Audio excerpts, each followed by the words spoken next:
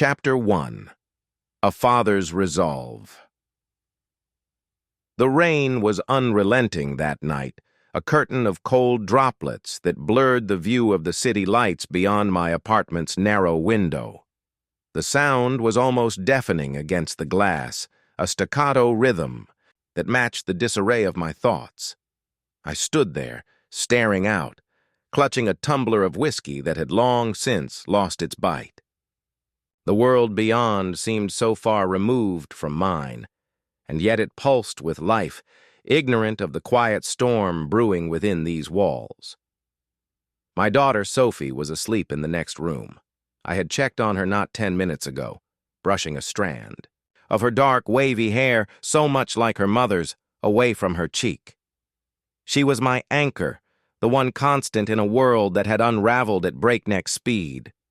The betrayal still burned, raw and unyielding. It had been 3 months since I'd walked into that boardroom and found them. My wife, Elaine, and my business partner, Derek. I didn't need to hear their excuses. The look in their eyes said it all. Her shame was fleeting, quickly replaced by indifference. His arrogance was maddening, a smugness that betrayed the years of trust I had foolishly placed in him. I had left that room without a word, the sound of my footsteps echoing in the marble hallway like a funeral dirge. My world had collapsed in the space of a single heartbeat, but I couldn't afford the luxury of breaking down, not with Sophie depending on me. I had to hold it together, for her, always for her. The legal battles had been swift and brutal. Elaine, emboldened by Derek's influence and his high-priced attorneys, had fought tooth and nail for custody. She'd painted me as a cold, work-obsessed man, unfit to care for a child. She spun lies like a spider weaving its web, her cruelty wrapped in a veneer of charm that made even the judge pause. But she underestimated me. I wasn't the man she thought I was. Not anymore. I had fought back with everything I had, presenting a case so airtight that even Derek's wealth couldn't tip the scales in her favor. In the end, the court ruled in my favor, granting me full custody of Sophie. Elaine left without so much as a backward glance, her priorities clear. She wanted freedom. I wanted my daughter, and I'd won. Tonight, as I stood by the window, the weight of those months pressed down on me. But there was also a strange kind of peace. Sophie was safe. She was mine, and I would do whatever it took to protect her, to guard her against the shadows of betrayal and pain that her mother had so carelessly brought into our lives. The whiskey burned as I took another sip, my gaze shifting to the small desk in the corner of the room. On it sat a stack of papers, business plans, notes, and sketches for a new venture I was trying to build from scratch. Derek had stolen everything from me. The company we'd built together, the clients I'd worked tirelessly to bring in, the reputation I'd spent years cultivating. He'd taken it all and left me with nothing but ashes. But ashes, I had learned, were fertile ground for something new. The faint sound of Sophie stirring pulled me from my thoughts. I set the tumbler down and crossed the room quietly, pushing open her door just enough to peer inside. She was sitting up, her small frame silhouetted by the pale glow of the nightlight shaped like a crescent moon. "Daddy?" Her voice was soft, groggy with sleep. I stepped inside, my heart softening at the sight of her clutching the worn stuffed bunny she refused to sleep without. "What's wrong, sweetheart?" "Bad dream," she murmured, her eyes wide and glassy with unshed tears. "You weren't there." I crouched by her bed, the hardwood floor cool beneath my knees. "I'm always here, Sophie. Always." Her small hand reached out to touch my face, her fingers brushing against the stubble on my jaw. "Promise?" "Promise," I said, my voice steady even as my chest tightened. "Nothing will ever take me away from you." Her tears spilled. Over then, silent but heavy, and I pulled her into my arms. The scent of her strawberry shampoo filled my senses, grounding me in the present. This was what mattered. This was why I couldn't afford to falter. When she was finally asleep again, her breathing slow and even, I lingered by her bedside for a moment, watching the rise and fall of her chest. The weight of responsibility was immense, but so was the love that fueled it. Sophie was my world now, my reason for every decision, every late night spent drafting plans for a future I wasn't sure I could deliver. But I would. I had to. As I closed her door behind me, I felt a flicker of determination ignite in the pit of my stomach. Derek might have taken my company, and Elaine might have shattered the illusion of our family, but they hadn't taken what mattered most, and they never would. Chapter 2. The echoes of the past morning light filtered through the blinds, painting soft golden streaks across the wooden floors of my apartment. It was a new day, yet the weight of the past clung to me like an unwelcome shadow. Sophie's laughter echoed faintly from the kitchen, the sound like a balm to my weary soul. I leaned against the doorway, watching as she perched on a stool, attempting to spread peanut butter on a slice of toast. Her small hands worked diligently, her tongue poking out slightly in concentration. The sight made me smile, a genuine, unbidden smile that felt foreign on my face after months of stoic resolve. "You're going to need more peanut butter than that," I said, stepping into the room. Sophie looked up, her eyes bright and full of mischief. "But then it gets all squishy." "That's the best part," I replied, ruffling her hair as I reached for a mug and poured myself some coffee. The rich aroma filled the air, mingling with the faint scent of strawberries that seemed to cling to Sophie like a second skin. For a moment, it felt normal, almost like the life I'd once envisioned.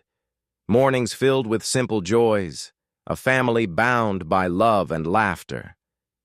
But that illusion shattered as quickly as it formed, the memory of Elaine's betrayal surging to the forefront of my mind. After breakfast, I walked Sophie to school, her tiny hand enveloped in mine. The brisk winter air nipped at our faces, and she giggled as her breath formed little clouds. "Daddy, look, I'm a dragon!" she exclaimed, blowing another puff of air into the cold. "You're the fiercest dragon I've ever seen," I said, smiling despite the heaviness in my chest. We reached the school gate, and she hesitated, turning to look up at me with those wide, soulful eyes that always seemed to see straight through me. "Will you pick me up today?" she asked. "Of course," I said, crouching down to her level. "I'll be right here when school ends. Promise." She nodded, seemingly satisfied, and ran off to join her friends, her laughter lingering in the air long after she disappeared into the building. As I walked back to the apartment, my phone buzzed in my pocket. I pulled it out, my heart sinking, as I saw the name on the screen, Derek. For a moment, I considered ignoring it, letting the call go to voicemail. But curiosity, or maybe some twisted need for closure, compelled me to answer. "Derek," I said, my voice flat. "Hey, man," he began, his tone unnervingly casual, as if he hadn't burned my life to the ground. "I wanted to talk. Clear the air." I stopped in my tracks, gripping the phone tighter. "Clear the air?" I repeated, my voice tinged with disbelief. "After what you did?" "I know you're angry," he started, but I cut him off. "Angry doesn't even begin." "To cover it!" I snapped. "You didn't just betray me, Derek. You destroyed everything I worked for, everything I believed in." There was a pause on the other end of the line, the silence heavy with unspoken truths. "I made a mistake," he said finally, his voice quieter now. "But we were friends once, and I don't want to lose that." I laughed, a bitter, humorless sound. "Friends don't do what you did. Friends don't sleep with each other's wives and steal their companies." "I can't change the past," he said, "but I'm willing to make things right. I have an opportunity for you, something that could help you get back on your feet." I clenched my jaw, anger boiling just beneath the surface. "You think you can buy your way out of this? That throwing me a bone will fix everything? It's not like that, he said quickly. Look, just hear me out. We can meet and talk about it. I hesitated, my mind racing. Every instinct screamed at me to tell him to go to hell, to cut him out of my life entirely. But another part of me, the part that couldn't afford to, let pride stand in the way of rebuilding my future, considered his offer. Fine, I said finally, my voice cold. But this doesn't mean I forgive you, not even close. Understood, he said, relief evident in his tone. I'll text you the details. I ended the call without another word, shoving the phone back into my pocket. The bitterness lingered, but so did a spark of curiosity. What could he possibly offer me that would make up for everything he'd taken? Back at the apartment, I sat at my desk, staring at the stack of papers I'd been working on. My own plans for a new venture felt like a lifeline, a chance to reclaim what I'd lost on my own terms. Derek's offer, whatever it was, felt like a betrayal of that resolve. But as much as I hated to admit it, I couldn't do this alone. The odds were stacked against me, and the resources I had were a fraction of what I needed. If Derek's offer could give me a foothold, even just a small one, was it worth swallowing my pride? I exhaled slowly, running a hand through my hair. For Sophie. Every decision I made now was for her, to give her the stability and security she deserved. Chapter 3. The Weight of Choices. The meeting was set for later that evening. Derek had texted me an address, a swanky downtown bar with polished mahogany interiors and overpriced cocktails that screamed affluence. It was exactly the kind of place he'd always loved, a gaudy display of success that masked the rot underneath. I stared at the text for far too long, the words blurring into a smudge on the screen. A part of me wanted to delete it, to forget he'd ever reached out. But another part, a quieter, more desperate voice whispered, "What if?" The hours leading up to the meeting were a haze of restlessness. I tried to focus on work, on piecing together the fragments of a new business plan, but my thoughts kept straying to Sophie. Her face, her laugh, the way she held my hand so tightly, as if I were her anchor in a storm. She was my reason for everything now, the sole purpose driving me forward. As the clock ticked closer to 7 p.m., I found myself standing in front of the mirror, straightening my collar. My reflection stared back, tired and worn but resolute.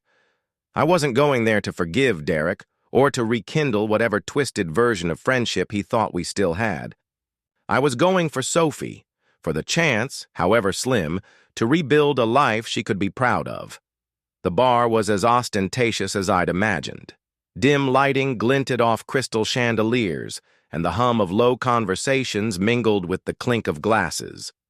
I spotted Derek immediately.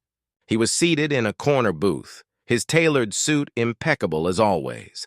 He looked up as I approached, a faint smile tugging at the corners of his mouth. "You came?" I slid into the seat across from him, folding my hands on the table. "Let's get one thing straight," I said, my voice low.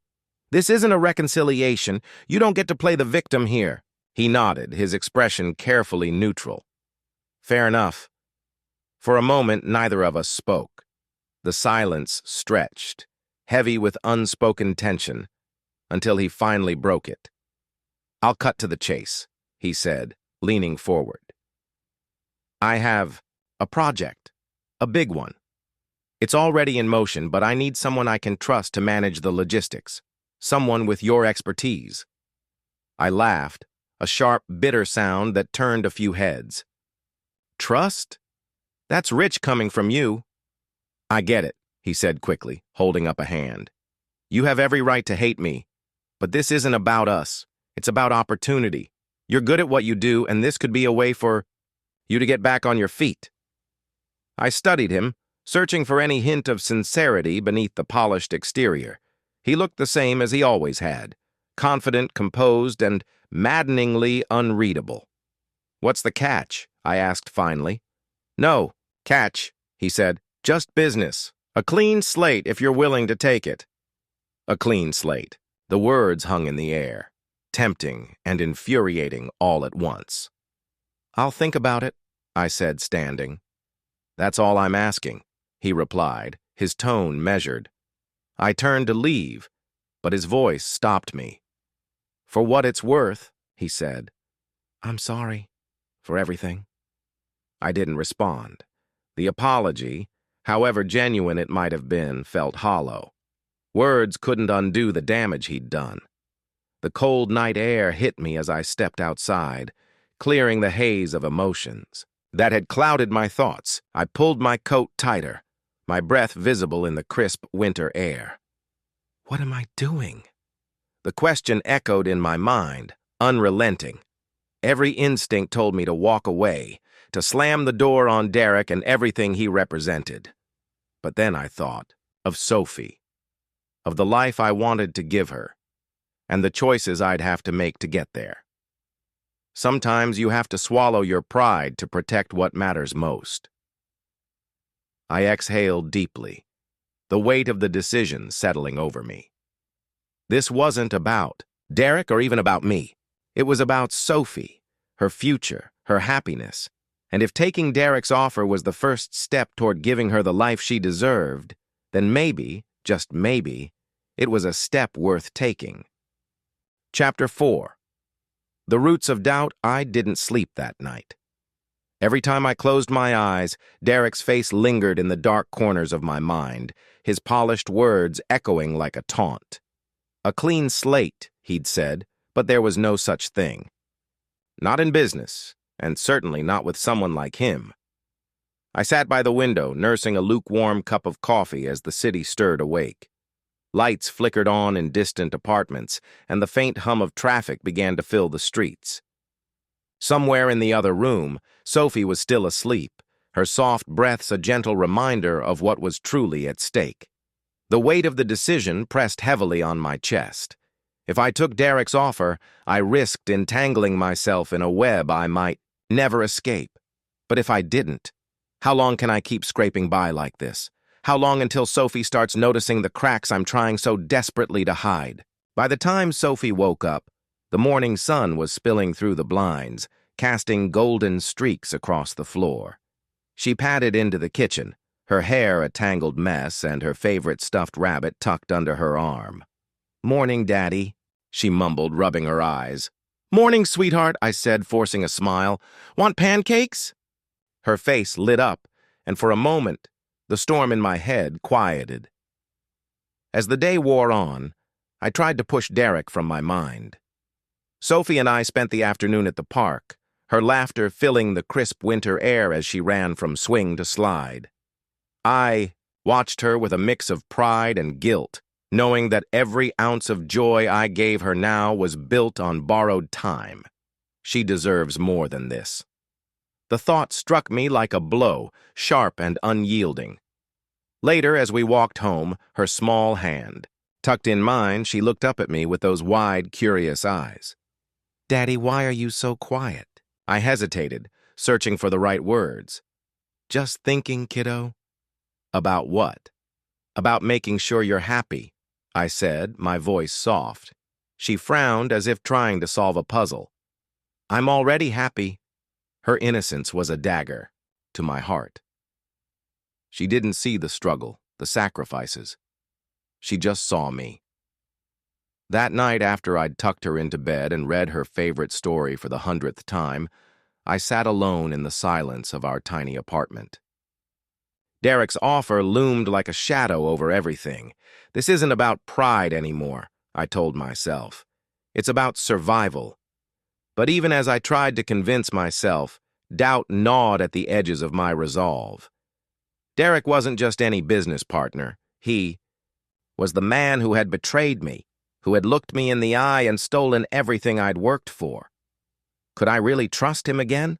Could I risk stepping into his world, knowing the cost might be higher than I could pay? I stared at my phone, Derek's message still open on the screen. "Your call," it read. The words were simple, but they felt like a challenge. Chapter 5. The test of trust the next morning came like a thief, stealing away the scant few hours of restless sleep I'd managed to scrape together. The weight of Derek's proposition was unbearable, but what lingered heavier in my mind was Sophie. Her untainted belief in me, her unwavering love. How long could I carry the facade? After dropping her off at school, I drove to a small diner across town. It wasn't just any diner. It was the kind of place where deals were made, where whispers of ambition met the clinking of coffee cups, and, as Derek had hinted in his last message, this was where he wanted to meet. When I arrived, Derek was already there, seated in a corner booth, his phone in one hand and a cup of untouched coffee in the other. He looked up as I entered, his face lighting up with a practiced grin that didn't quite reach his eyes. "Right on time," he said, motioning for me to sit. I slid into the booth opposite him, keeping my expression guarded. "Let's get straight to it. Why me?" Derek chuckled, leaning back against the worn leather seat. "Still as blunt as ever, huh?" He took a sip of his coffee, as if savoring the moment. "Why you?" "Because you're the only one who knows how to make this work. I've seen what you can do. Hell, I've benefited from it, haven't I?" I clenched my jaw, refusing to rise to the bait. "Cut the flattery. You could have picked anyone else. So why me?" For a moment, his mask slipped, and I caught a flicker of something raw in his eyes. Desperation, perhaps, or maybe regret. "Because," he said quietly, "this project isn't just about money. It's about redemption." I raised an eyebrow, skeptical. "Redemption? From you? That's rich." Derek's lips twitched into a rueful smile. "I deserve that. But hear me out. This deal, it's clean. No backstabbing, no dirty tricks. Just a chance to rebuild something worthwhile. And I'm offering you a stake in it, real ownership this time." I leaned back, crossing my arms. "And what's the catch?" "No catch," he said, his voice steady. "Just a chance to prove that I'm not the same man who betrayed me." I finished for him, my tone sharp. He flinched but didn't deny it. "Yes, betrayed you. And I'll spend the rest of my life trying to make up for that, if I have to. But I can't do it alone. I need you, man. You know this industry better than anyone." I studied him, searching for cracks in his sincerity. Derek had always been a master manipulator, but this felt different. There was a vulnerability. In his words, a rawness that I hadn't seen before. Still, the scars of the past ran deep. Could I trust him? Later that night, as I sat on the couch with Sophie curled up beside me, her favorite cartoon playing softly in the background, I replayed the conversation in my mind. Derek's words had struck a nerve, but they also raised questions I couldn't ignore. Could people truly change? Could a man like Derek, who had built his empire on deception, find redemption? "Daddy?" Sophie's voice broke through my thoughts. "Yeah, sweetheart." "Are you sad?" she asked, her big eyes filled with concern. I forced a smile, ruffling her hair. "Of course not. I've got you, don't I?" She giggled, the sound like music to my ears. But as I held her close, I couldn't shake the feeling that the decisions I made now would shape not just my future, but hers as well. Chapter 6. The Bonds That Break. Derek's offer lingered in my mind like the bitter aftertaste of cheap whiskey. The more I tried to ignore it, the more it seemed to gnaw at the edges of my thoughts, whispering promises of redemption, wealth, and, most dangerously, closure. But closure wasn't real, was it? It was a myth people sold themselves to make sense of the wreckage left in their wake. Derek's betrayal hadn't just been a professional blow. It had been personal and trusting. Him again felt like walking into a forest fire with a can of gasoline. Still, I couldn't shake the memory of his eyes. For all his charm and smooth talk, there had been something in his expression that felt genuine. Maybe I was a fool for even entertaining the idea. I didn't sleep that night. Instead, I sat at the kitchen table with a cup of cold coffee and a pile of bills staring me down like vultures circling a carcass. The numbers didn't lie. I was running out of time. And then there was Sophie. I glanced at the fridge where her latest drawing was pinned, a crayon masterpiece of stick figures holding hands beneath a bright yellow sun. Me and Daddy was scrawled in uneven letters at the top. I couldn't let her down, no matter what it took. The next day, I found myself back at the diner. Derek was already there, nursing a cup of coffee and scrolling through his phone. He looked up when I approached, his expression guarded. "You came?" he said, motioning for me to sit. "I'm here to talk," I replied, sliding into the booth. "Don't read too much into it?" He smirked, but didn't push. "Fair enough. So, have you thought about what I said?" "I've thought about it," I said, my tone clipped. "And I still don't trust you." Derek leaned back, his smile fading. "I don't blame you.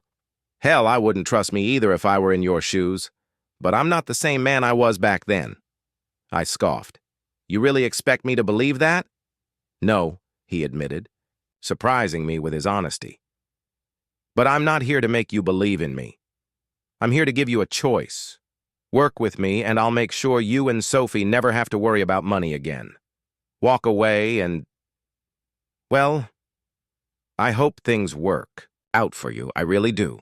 His words were calm, measured, but there was an undercurrent of desperation in his voice. "And what's in it for you?" I asked, narrowing my eyes. "Redemption," he said simply. "I've spent years chasing success, stepping on anyone who got in my way, but it didn't make me happy. It didn't fix the hole inside me. Maybe this deal won't either, but it's a start. And if I can help you in the process, maybe I can finally sleep at night." I studied him, searching for the lie, but for the first time, I couldn't find it. When I got home, Sophie was waiting for me on the porch, her face lighting up as she ran to greet me. "Daddy!" she exclaimed, throwing her arms around my waist. "Hey, kiddo," I said, lifting her up. "How was your day?" "Good. I drew another picture for you." She showed me the drawing, a stick figure family, just like before. But this time, there was a new figure standing beside us. "Who's that?" I asked, my throat tightening. "That's Mommy," Sophie said innocently. "I thought maybe she could come back and we'd all be happy again." My heart clenched. I held Sophie close, hiding my face in her hair as I fought back the tears. "Sometimes people don't come back, sweetheart," I said quietly. "But that doesn't mean we can't be happy. We've got each other, and that's all we need." She nodded, her small arms tightening around my neck. That night, as I watched her sleep, I made my decision. I couldn't change the past, but I could fight for our future. Chapter 7. A Deal with Shadows.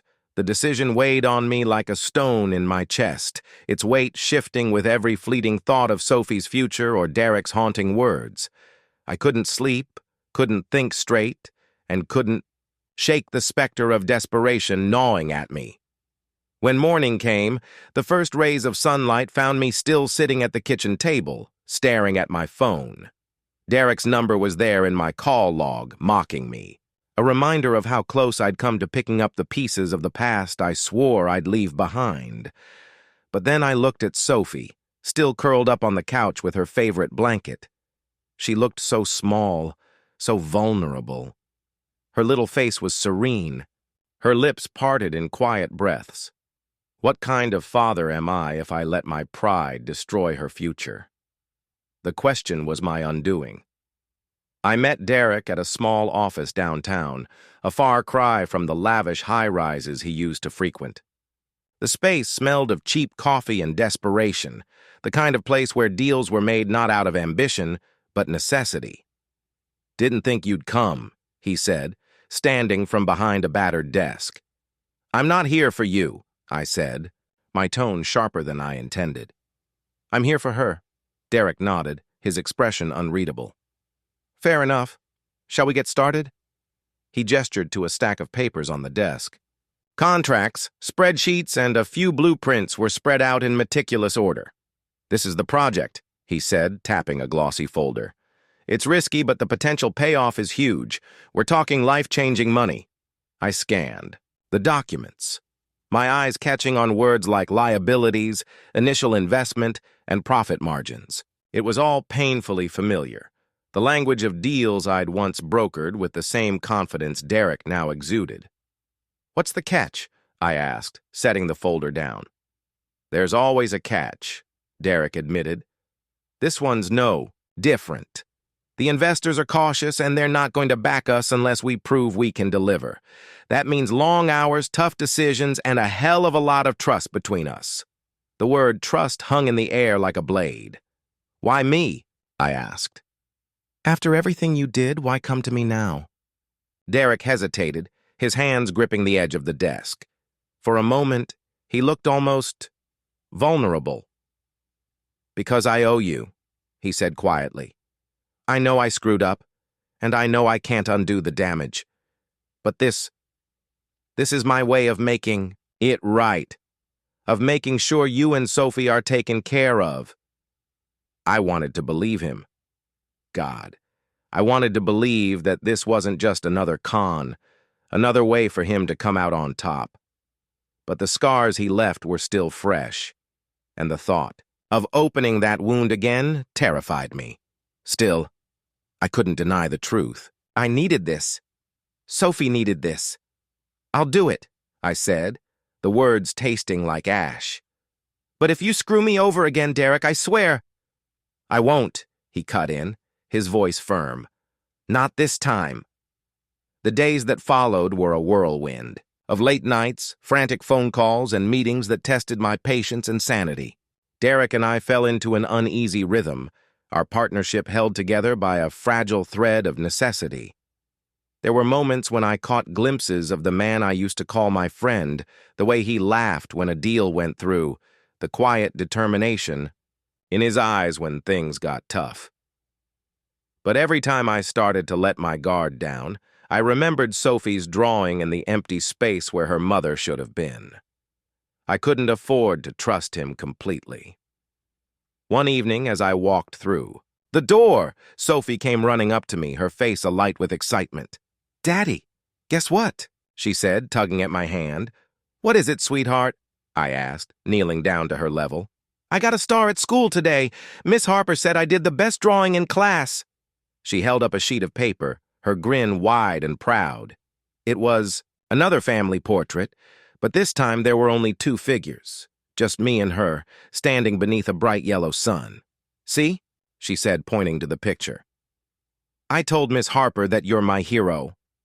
My throat tightened, and I pulled her into a hug, the weight of her words crashing down on me. "Hero? I don't feel like one. Not yet." But as I held her, I realized that maybe, just maybe, I was on the right path. Chapter 7. A Contract with the Devil. I sat in my car, staring at the building across the street. It wasn't the kind of place you'd expect to find Derek. No high-rises, no glass walls. Just a plain, unassuming office block with peeling paint and faded signage. But maybe that was the point. This wasn't the same Derek who had once shaken my hand over $1 million deal, his grin as polished as his expensive suit. No, this Derek was different, weathered, and judging by the messages he'd sent me, desperate. I took a deep breath and stepped out of the car. The cold January air bit at my face, but it was nothing compared to the chill in my chest as I walked toward the door. The office was small, cramped even, with mismatched furniture and a faint smell of stale coffee. Derek stood behind a desk, piled with papers, his sleeves rolled up and his tie loosened. He looked up as I entered, his eyes widening in something that might have been surprise or relief. "You came," he said, standing.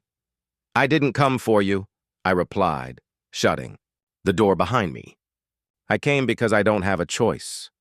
Derek nodded, as if he'd expected as much. He gestured to the chair in front of his desk, but I remained standing.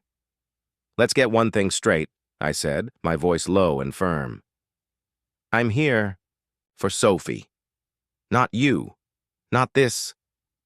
Whatever this is. If you screw me over, I won't, he interrupted, his tone unusually subdued.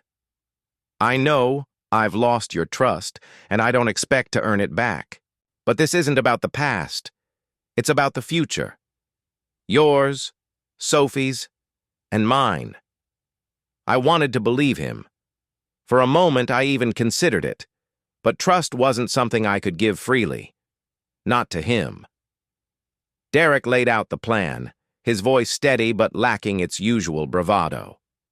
The project was ambitious, risky even, but the potential payoff was undeniable. We've got investors interested, he said, tapping a folder on the desk, but they need reassurance. That's where you come in. And why would they trust? Me? I asked, crossing my arms. Because you're the best at what you do, Derek replied without hesitation. And because they know you're not in this for the money, you've got something to prove. He wasn't wrong. I glanced at the folder, then back at Derek. What's the catch? There's always a catch, he admitted, leaning against the desk. Long hours, tight deadlines, and a hell of a lot of pressure. But if we pull this off... He didn't finish the sentence, but he didn't need to. I knew what was at stake. Not just for me, but for Sophie. The first few weeks were grueling. Late nights at the office, endless meetings with investors, and more paperwork than I cared to count. Derek and I worked side by side, our interactions polite but distant. There were moments when the old Derek resurfaced, the charm, the wit, the determination that had once made him my closest friend. But those moments were fleeting, and they did little to erase the betrayal that still lingered between us. One night I returned home to find Sophie waiting for me, her sketchbook in hand. "Daddy, look," she said, holding up a drawing. It was a picture of the two of us, standing hand in hand beneath a bright sun. "Miss Harper said I did a great job," she said proudly. "She told me to keep drawing happy things." I smiled, my chest tightening. Sophie's world had been anything but happy lately, yet here she was, finding joy in the little things. If she can do it, so can I. The partnership with Derek wasn't perfect. Far from it. But for the first time in a long time, I felt like I was moving forward. But shadows lingered, and I couldn't shake the feeling that the past wasn't done with me yet. Chapter 8. Shadows of Intent. The nights blurred into weeks. My days were a haze of negotiations and late-night work sessions, punctuated only by Sophie's laughter. She was the light in my life, the reason I stayed grounded when everything else felt like shifting sand. Derek, on the other hand, remained an enigma. Despite our forced partnership, the gap between us was as wide as ever. There were moments of civility, even camaraderie, but I never forgot the sting of his betrayal. I caught him watching me sometimes, his expression unreadable, as though he were trying to piece together who I'd become. One evening, after Sophie had gone to bed, I sat at my kitchen table, flipping through a stack of papers Derek had given me. Financial forecasts, investor reports, contracts, it was all there. On the surface, everything seemed solid, but I couldn't shake the nagging feeling that something wasn't right. My phone buzzed, breaking the silence. It was a message from Derek. "Derek, can we meet tomorrow morning? There's something we need to discuss." My stomach tightened. He'd been unusually reserved over the past few days, and I couldn't tell if it was guilt or something else entirely. Me. "What is it?" Derek. "Not something I want to get into over text." 9 a.m. at the office? The next morning, I arrived at the office early, the cold air biting at my face as I stepped out of the car. Derek was already there, pacing in front of his desk. His tie was loosened, his hair slightly disheveled. He looked like a man carrying a weight he couldn't put down. "Thanks for coming," he said, gesturing for me to sit. I remained standing. What's this about? Derek sighed, running a hand through his hair. There's something I need to tell you about the project. I crossed my arms, waiting. There's a clause in the contract, he began, his voice faltering. One I didn't disclose earlier. I clenched my jaw. What kind of clause? He hesitated, then pulled out a folder, sliding it across the desk. I flipped it open, scanning the document. My heart sank as the words jumped off the page. Contingency clause. Ownership rights. What the hell is this? I demanded, my voice rising. It's standard practice, Derek said quickly. The investors wanted assurances. If we can't meet the deadline, they take control of the project. And you didn't think to tell me? I didn't want to scare you off, he admitted, his eyes pleading. But we're not going to fail. We've got this, I swear. I stared at him, my mind racing. This wasn't just about business. It was about trust. And Derek had once again proven that he couldn't be trusted. That evening, I sat in Sophie's room, watching her sleep. Her small hand clutched her favorite stuffed animal, her face peaceful.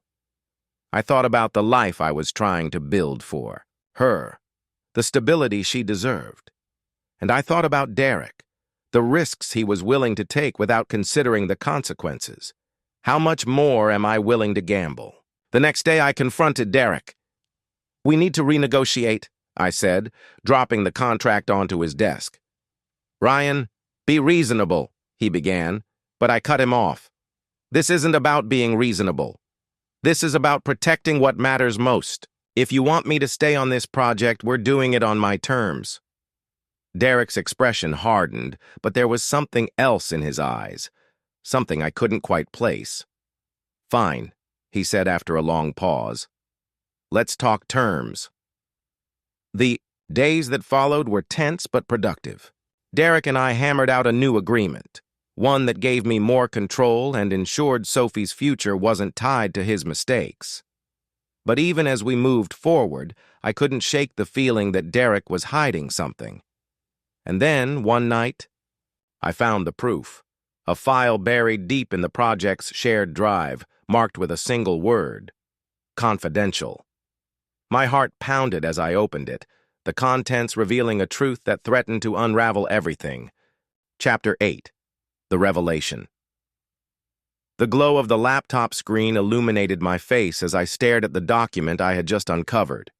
The title alone, confidential, was enough to send a chill down my spine. Every instinct screamed that this wasn't something I was meant to see, yet my finger hesitated only briefly before clicking it open. The file was a spreadsheet filled with rows of numbers, names, and notes. At first, it seemed like nothing more than a financial log, but as I scrolled, the discrepancies became glaringly obvious. Payments that didn't align, names I didn't recognize, and, most damning, an entry under the miscellaneous expenses column. Transfer to private account. $450,000 private account? I zoomed in, my breath catching as I recognized the account holder's name, Derek Matthews. For a moment, I sat frozen, the weight of betrayal pressing down on me like a physical force. Derek wasn't just withholding information. He was siphoning money from the project we had both staked our futures on. Why? I thought. Was he planning to cut and run? To leave me holding the bag when everything came crashing down? The thought infuriated me, but it also left me with a gnawing sense of unease. Derek wasn't reckless. Calculated, yes. Cunning, absolutely. But reckless, never. There had to be more to this. The next morning, I confronted him. Care to explain? This? I said, tossing a printed copy of the spreadsheet onto his desk. Derek looked at the paper, his face unreadable. He didn't even flinch. Where did you get that? I could ask you the same question about that $450,000. What are you doing, Derek? He leaned back in his chair, folding his hands behind his head. It's not what you think. Then enlighten me. For a moment, I thought he might deny it. But then he leaned forward, his expression dark. It's a backup, he said. A backup? For us, he said, his voice low. For the project. In case the investors pull the plug or try to screw us over. I've seen it happen before, Ryan. They promise the world, and then they cut you off at the knees. This money ensures we're not left with nothing. His explanation was plausible. Too plausible. But I wasn't buying it. And you didn't think to tell me? I asked, my voice rising. I didn't tell you because I knew you'd react like this. You mean like someone who just found out their partner has been embezzling money? It's not embezzlement, he shot back. It's protection for both of us. For Sophie? I asked pointedly. His jaw tightened. Don't bring her into this. I left his office in a rage, my thoughts swirling. Derek's actions were reckless, yes, but they weren't entirely surprising. He had always operated in the gray areas, blurring the lines between right and wrong. But this wasn't just about Derek anymore. It was about me, about Sophie, about the future I was trying to build for us. I couldn't let his decisions jeopardize that. That night, I stayed up late, running through my options. I could go to the investors, expose Derek's actions, and risk losing the project. Or I could stay quiet, confront him privately, and try to salvage what I could. Neither option felt right. But then I thought of Sophie, sleeping soundly in her room, blissfully unaware of the chaos unfolding around her. I can't let her down, I thought. Not again, and so I made a decision. Chapter 9. The Confrontation. The next morning, I knew I couldn't waste any more time. I had to act before Derek could escalate the situation further. My mind raced as I prepared for the meeting with the investors, an opportunity I couldn't afford to squander. The office was quiet when I arrived early, the hum of fluorescent lights echoing in the empty hallways. I took a deep breath, trying to steady the tremor in my hands. I hadn't felt this nervous in years, not since I first started out. Back, when every decision felt like a life or death situation. But now the stakes were higher, the consequences more far-reaching. The boardroom was lined with sleek glass windows, offering a panoramic view of the city that stretched endlessly in every direction. It felt like a place of power, a place where deals were made and broken. The thought of walking into that room and exposing Derek's treachery made my stomach turn, but there was no other choice. As I waited for the investors to arrive, I paced back and forth, rehearsing the words in my head. It's not about revenge, I reminded myself. It's about protecting your future, your daughter's future. One by one, the investors trickled in. I shook their hands, exchanging pleasantries, though my mind wasn't fully present. Their faces were familiar, but today, I saw them through a new lens, through the lens of someone who was about to take control of his destiny. Ryan, Henry Brooks, the senior investor, greeted me with a tight smile as he took his seat at the head of the table. It's good to see you. Let's get down to business, shall we? I nodded, forcing my own smile. Of course. As the others settled in, I couldn't help but notice the way they glanced at me, casual, but with an edge of curiosity. They knew something was different. Something was off. I've called this meeting to discuss some recent developments, I began, my voice steady despite the adrenaline pumping through my veins. You see, there are things happening within the company that I think you need to be made aware of. Henry raised an eyebrow. What kind of developments are you referring to? I placed the printed copy of the spreadsheet on the table, its presence cutting through the air like a knife. I'm talking about a transaction. A sum of $450,000 that was transferred to a private account under the name of Derek Matthews. The room went still. The sound of my heart pounding in my ears drowned out the silence. That's a serious accusation, Henry said slowly, his voice cautious. It's not an accusation, I replied, leaning forward. It's a fact. I've seen the records. Derek Matthews, my business partner, has been funneling money from the company into his own accounts, and I believe it's only the tip of the iceberg. There was a long pause. I could feel the weight of their gazes on me, heavy, and penetrating. Their expressions were unreadable, but I could sense the wheels turning in their heads. "I can't just sit back and let this slide," I continued, my voice firm now. "We've invested too much to let someone sabotage everything we've worked for. And you—" I turned to face each one of them, my eyes cold. "You have a responsibility to know the truth." Henry cleared his throat, glancing down at the papers in front of him. "You're making a bold move, Ryan, but I think we need to investigate this further before jumping to any conclusions." I felt a flicker of doubt for a fraction of a second, but I smothered it quickly. "I've already investigated it. The money's gone, and I believe Derek has been preparing to take the company for himself."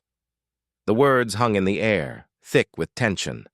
The other investors exchanged looks, murmuring softly to one another. The silence stretched on until Henry broke it again. "I'm not saying we're dismissing your concerns, but we need more than just your word and a piece of paper." I nodded, understanding. "I can provide more than just that. I've already prepared a full report with all the relevant transactions and communications. I'll share it with you. But the question is, what do we do now?" They deliberated, their conversation hushed but urgent. I could feel their suspicion building, their faith in Derek slowly eroding. I'd done what I set out to do. I'd planted the seed of doubt in their minds. Now it was a matter of waiting to see if it would take root. By the time the meeting ended, I was exhausted, but I couldn't rest yet. I still had to confront Derek, face him head-on to see whether he would try to deny his actions or finally confess. I found him in his office, looking at the computer screen with a furrowed brow, his fingers tapping absently on the desk. He didn't look up when I walked in, but I could feel the tension thickening the air between us. "Derek," I said, my voice low. He slowly turned to face me, his eyes narrowing. "You've gone to them, haven't you?" I didn't answer immediately. Chapter 10. Derek's Response. I didn't have to wait long for Derek's reaction. Within an hour, my phone buzzed with a message from him, one I had anticipated, but the words still hit with the weight of a sledgehammer. "We need to talk, Ryan." "You've gone too far this time. Meet me at the office after hours." His tone was calculated, dripping with a subtle arrogance that I had always found repulsive, but it was also laced with something else, a thin veneer of fear.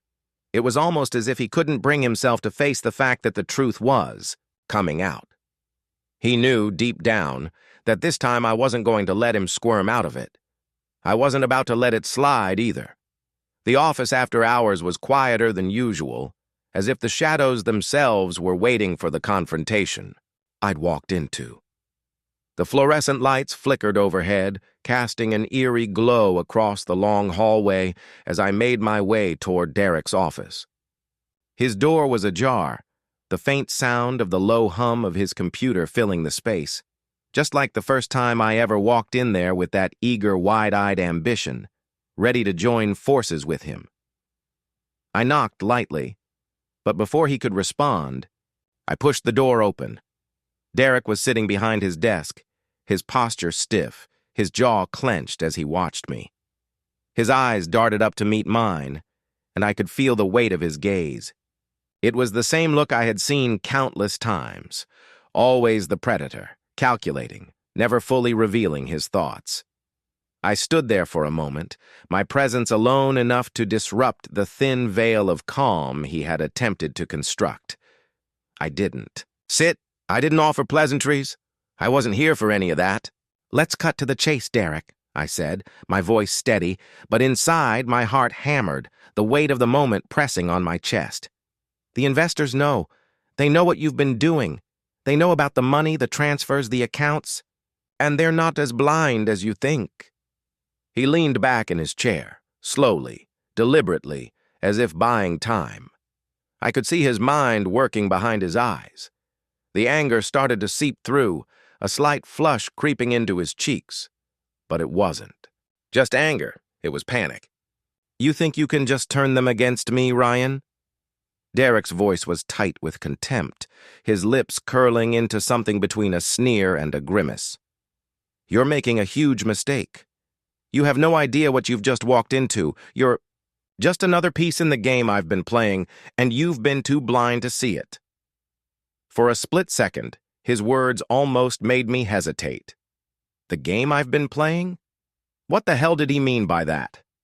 But then I realized what he was trying to do. He was trying to deflect, trying to get me to doubt myself, to question my every move. He was playing his usual manipulative tricks, but I wasn't falling for it anymore. "Don't even try to twist this, Derek," I shot back, stepping closer, my voice colder than I intended.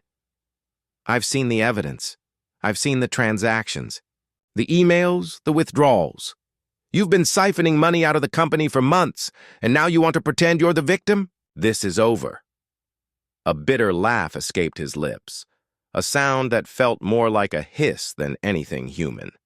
He leaned forward, his gaze never leaving mine, his eyes burning with something darker now. "You don't get it, do you?" Derek whispered, his voice low and dangerous. "This company? It's never been yours. You've always been just a cog in my machine, a piece to use until I didn't need you anymore. Do you think you built all this on your own? You've always needed me more than I've needed you. And now, you're playing catch-up in a game you can't win." His words hit harder than I expected. For a fleeting moment, I felt a sting of doubt, a whisper in my mind that maybe, just maybe, he had been right all along. Had I been blind to his true intentions all these years? But then I remembered everything I had fought for. The countless sleepless nights, the sacrifices, the dreams I had built with my own two hands. And most importantly, the daughter I had to protect. No, I thought. I will not let him win. I stepped forward, my gaze unwavering, and for the first time in a long while, I saw the cracks in Derek's armor. The smug smirk faltered, and there was a flicker of uncertainty in his eyes. He was unraveling, his carefully constructed facade beginning to crumble. "I don't care what you think you're capable of, Derek," I said, my voice rising with conviction. "I'm taking back control of this company. I'm exposing you for what you are. And there's not a damn thing you can do about it." Derek's lips parted as if he wanted to say something, but no words came. His fists clenched at his sides, his knuckles white against the desk. His whole body was rigid with barely contained rage. But in his eyes I could see it, the fear that I was right, that I had finally seen through him. Chapter 11. The calm before the storm. The quiet after leaving Derek's office was almost suffocating. I walked through the hallways, each step measured, though my mind raced, my heart pounded in my chest, the weight of what I'd just done threatening to collapse on me. Had I made the right choice? Was exposing Derek the right thing for me, for my daughter? I passed my reflection in the glass doors of the hallway. I looked different. There was a hardness in my face now, a resolution that hadn't been there before. The man in the reflection was someone who had faced betrayal head-on, who was finally putting his foot down. And yet, a part of me could still feel the remnants of the old Ryan, the one who didn't want to stir up the storm, who had hoped that everything could resolve itself with a few quiet compromises. But that Ryan was gone. He had died a long time ago, buried beneath a heap of shattered trust and promises broken beyond repair. That night I lay in bed, staring at the ceiling, unable to sleep. The house was eerily quiet, save for the occasional creak of the floorboards. Kara was asleep. In her room, her soft breaths a welcome comfort, a reminder of why I had to do this. For her, I had to make sure that Derek's toxic grip on my life was finally severed. For her, I had to fight back. I rolled over to glance at the clock. Nearly 3 a.m. I couldn't help but feel a sense of foreboding, like the storm was still gathering. Derek wouldn't go down easily, and I was sure this was just the beginning. There would be retaliation. There had to be. I closed my eyes, trying to force myself into rest, but all I could see was Derek's smirk, that venomous gaze, as he tried to undermine everything I'd worked for. "You think you're better than me?" The words echoed in my mind. It wasn't. Long before I got my first taste of Derek's retaliation. The following morning, I entered the office expecting the usual chaos of emails, calls, and the ebb and flow of business. Instead, I was met with an unsettling silence as I entered the lobby. The receptionist, who normally greeted me with a half smile, didn't even look up when I walked past her. Something was wrong. My phone buzzed with a message from an unknown number. I swiped to open it, and my stomach churned at the first line. "Derek's not going down without a fight. He's contacted the board. The vote's been called for today." I paused, frozen in the hallway. "The board meeting today?" I quickly glanced over my shoulder, my mind racing. Derek was making his move. A vote to oust me, to push me out, to erase everything I had built. My stomach sank further. This wasn't just business anymore. It was personal. Derek knew exactly what he was doing. He was taking advantage of the power he had left, twisting the situation to make me look like the villain. And with the board divided, there was no guarantee I would win. I made my way toward my office, trying to steady my breath, trying to keep my composure. But I couldn't shake the feeling that Derek was always one step ahead of me. He had been playing this game for years, and I had been too blinded by loyalty to see it. As I entered my office, I quickly closed the door behind me and dropped my briefcase onto the desk. I pulled up the email I had received from the board members just days ago, the one that had given me hope that I still had their support. But as I reread the message, I noticed something that made my skin crawl. There were names missing. The key players, the ones I had always counted on to back me up, had been left out of the discussion entirely. Derek had already begun his quiet campaign. He had won over those who were on the fence, those who had doubts about my leadership, and now they were questioning whether I was the right fit to lead the company. It was as if he had predicted everything, like he knew exactly what would happen if I made my move. And now, the walls were closing in. I sat down at my desk, rubbing my temples as a wave of exhaustion washed over me. This wasn't how I envisioned the battle going. I had hoped for a cleaner break, a clear division of right and wrong. But Derek had blurred the lines so expertly that now it felt like I was caught in the middle of a chess game, one where the rules kept changing and the pieces kept shifting. "Ryan?" A voice interrupted my thoughts, and I looked up to see Melanie standing at the door. She was one of the few people in the office who had always been on my side. An old friend from the early days when the company was nothing more than an idea. Her face was drawn, her brow furrowed with concern. "What's going on?" she asked, stepping inside and closing the door behind her. I hesitated for a moment before speaking, not wanting to give her any more reason to worry.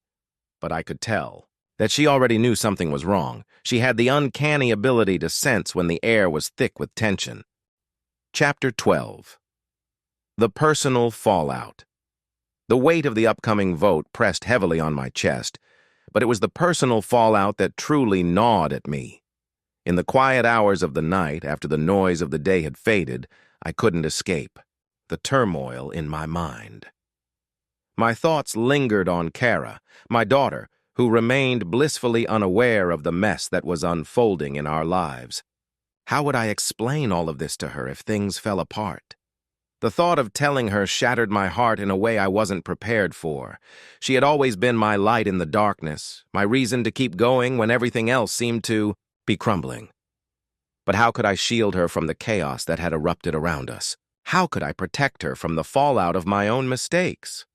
The sound of the front door opening broke my thoughts. I quickly wiped the stray tear from my eye before turning to see Kara stepping into the living room. Her bright smile was a stark contrast to the storm raging inside of me. "Daddy!"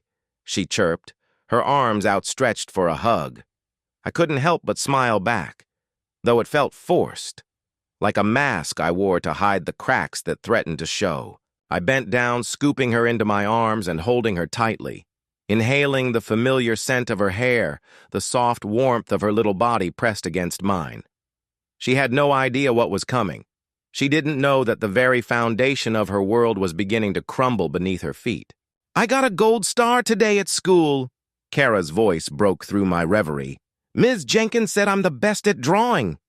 I chuckled softly, brushing a strand of hair from her face. "That's amazing, sweetheart. You're so talented." But as I looked at her, my chest tightened. The sense of impending loss lingered in the air between us, like an unspoken truth that neither of us wanted to confront. We sat down on the couch, and I found myself absently twirling her hair between my fingers, lost in thought. "How was your day?" I asked, trying to keep my voice steady. "Good, but why do you look so sad, Daddy?" The question hit me, like a punch to the gut. How could I explain this to her? How could I tell her that her world was about to change in ways she couldn't possibly understand? "I'm just thinking about some things," I said, my voice trembling slightly. "Things at work. They've been stressful, but it'll get better. Don't worry about it." Kara tilted her head, her eyes wide with concern. She was too perceptive for her age, a little detective in the making. "Are you sure?" I forced, a smile ruffling her hair. "Yeah, sweetie, I'm sure. Just a little tired, that's all." But I wasn't sure. The truth was that everything felt like it was slipping through my fingers, and I couldn't keep pretending that everything was fine. After dinner, I tucked Kara into bed, lingering by her side a moment longer than usual. She wrapped her tiny hands around my finger, and I couldn't help but feel a surge of protectiveness, fierce, raw, and desperate. "Kara," I whispered, brushing a lock of hair from her face. "No matter what happens, I want you to remember that I love you. Always." She smiled sleepily, her little voice barely above a whisper. "I love you too, Daddy." As I closed the door behind me, I leaned against it, the weight of her words sinking deep into my chest. I wasn't sure if I could protect her from the storm that was about to hit. The business world was cold and ruthless, and Derek had a way of making things personal in a way that left scars. Later that night, I found myself alone in the dark living room, a glass of whiskey in my hand. The amber liquid caught the light, swirling in the glass as I stared into its depths. My thoughts raced, my marriage, the betrayal, the board, Kara. I thought about Julia, my ex-wife, and how her anger had driven her to make reckless decisions, ones that she couldn't take back. But I had never felt this level of betrayal. Derek, someone I had once considered a friend, someone I had trusted, he had crossed a line that was unforgivable. The phone buzzed on the table beside me, snapping me out of my thoughts. I reached for it, my heart skipping a beat when I saw the name on the screen. Melanie.